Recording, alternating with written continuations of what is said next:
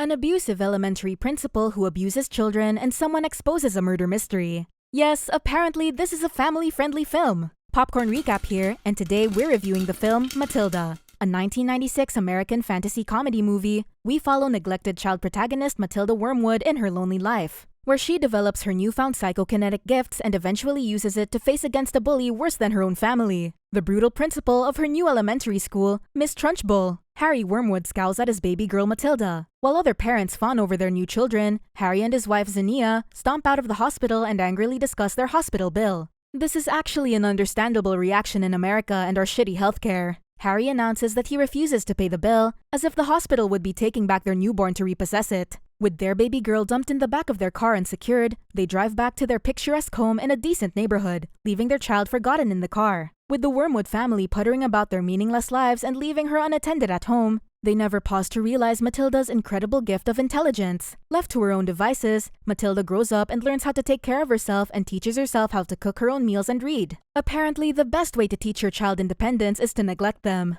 Matilda eventually visits her local library. She finishes all the children's books and is eventually given a library card, which she uses to bring home a wagon full of books each day, proving this child is probably more literate than her own parents. When she turns 6, she informs her parents she needs to attend school and also wishes to. They laugh at her. Zinnia tells her husband she thinks there's something wrong with Matilda, as she sits in her chair with a head of hair resembling a nest of snakes, yet owning far less intellect than a reptile. One day, Harry returns with good news. He asks Matilda's older brother Michael to calculate his profits selling used cars at unfair prices. When Matilda answers correctly without a calculator, this angers her angry cheeseball of a father. Realizing his 6-year-old has more brains than him, he drags her to her room, telling her if a person is bad, they must be punished. Agreeing with this advice, Matilda sneaks into her parents' bedroom the next morning and hijacks Harry's hair products, bleaching his luscious locks. Harry brings the kids to work, revealing his illegal activities such as gluing on car parts instead of welding them, and muffling the engine with sawdust. Matilda gets upset and declares him a crook, but Harry wisely informs her there is nothing she can do about it, calling her wrong and dumb.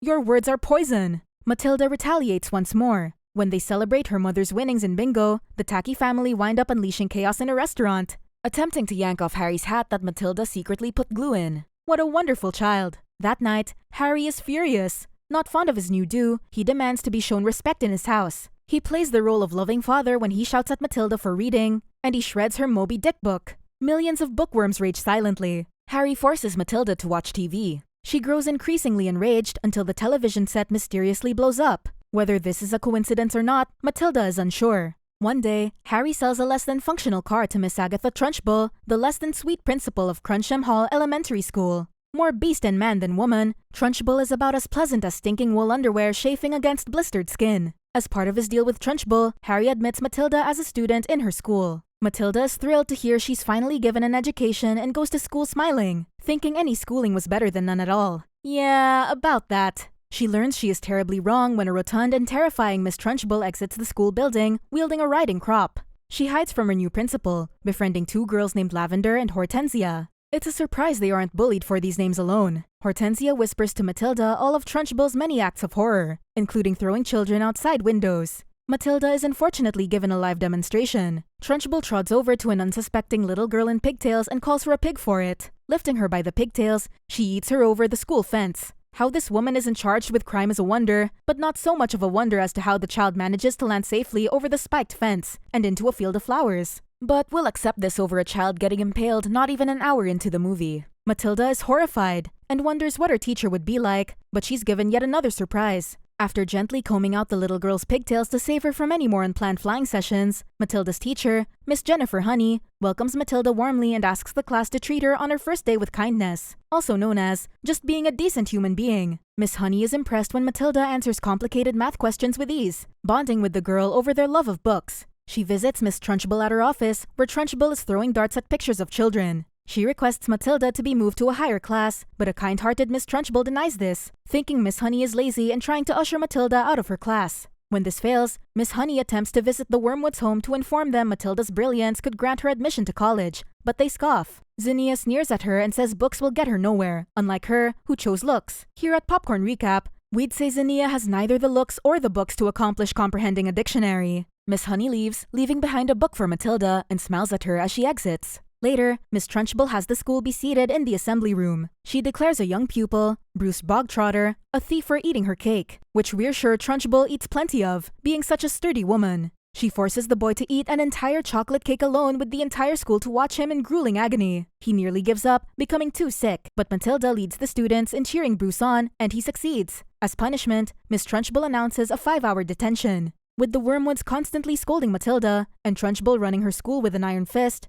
the moments of happiness Matilda finds with her new friends are fleeting. But this comes to an end when Trunchbull pulls up at the school with a faulty car. Angry with the Wormwoods for selling her a piece of junk, she throws Matilda in the chokey, a narrow, wet closet with nails and glass shards. Do we even need to explain how effed up this is? Miss Honey eventually frees her and brings her back to class. Unbeknownst to them, Sweet Lavender had put a newt in Miss Trunchbull's water jug. Miss Trunchbull chokes in horror when she sees and accuses Matilda, despite her literally being in the chokey when this occurred. Enraged at the injustice, Matilda tips the glass holding the newt over using telekinetic powers, splashing the newt onto Miss Trunchbull. Use the force, Luke! When the bull finally leaves the class, Matilda tries to tell Miss Honey she used her powers, but is unable to prove it. Still, Miss Honey shows her support and invites Matilda for tea. Passing by Trunchbull's house, she tells Matilda a story of how a little girl used to live happily in that same house. When her mother died, the girl's father Magnus invited his wife's stepsister to live with them and look after the child, unaware that the stepsister abused her. But Magnus died eventually, apparently by suicide, leaving everything to the abusive stepsister. The child grows up to escape, and she buys a cottage of her own. It's a miracle she didn't shoot up weed and crack after all that abuse. When they arrive at Miss Honey's house, Matilda realizes the truth, that Miss Honey was the child in the story, with Trunchbull being her aunt. They watch Trunchbull fearfully avoid a black cat due to superstition. Matilda urges them to sneak into Trunchbull's house to retrieve Miss Honey's belongings, including a doll from her late mother.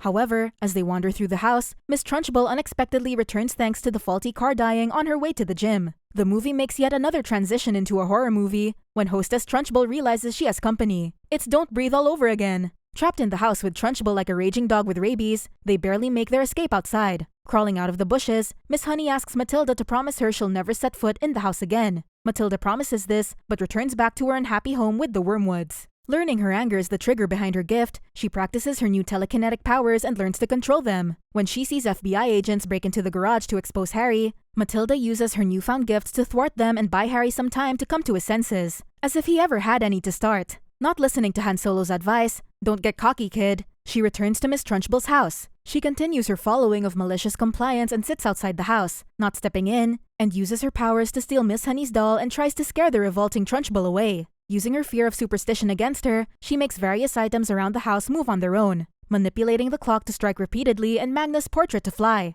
She nearly succeeds, however the Trunchbull finds Matilda's hair ribbon and learns of her presence. The next morning, Matilda gives Miss Honey her doll and explains she used her powers. With her teacher still in doubt, Matilda is finally able to prove it this time and reveals her telekinetic abilities. In any other movie, this would have been a horror film. Anyone ever heard of the movie Carrie? Roald Dahl, terrifying children since the 80s. Trunchbull visits the class. In a rage, she tries to intimidate Matilda into confessing her presence the night before. When she pulls out the ribbon, Miss Honey tries to protect Matilda by lying and saying she was the one at the house, shocking the class when she accidentally calls her Aunt Trunchbull. A lone piece of chalk writes a message on the blackboard. Matilda uses her telekinesis to pose as the vengeful ghost of Magnus, and she exposes Miss Trunchbull for murdering Miss Honey's father. In a wild fury, the ghastly Trunchbull attacks the students, but Matilda saves them. With the help of the school, they force Miss Trunchbull out once and for all. She escapes to her car, disappearing from the children's lives forever, and the Trunchbull was gone. Miss Honey finally gets back her family home. Matilda visits her regularly, and everything is almost perfect.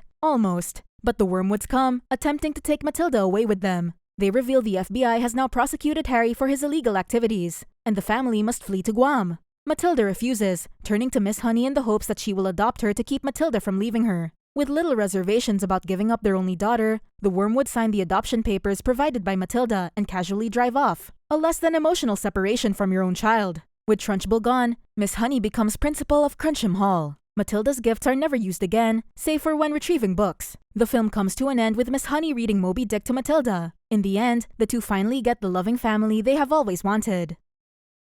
Subscribe for more videos like this. Turn on notifications and leave a like. It really helps the channel.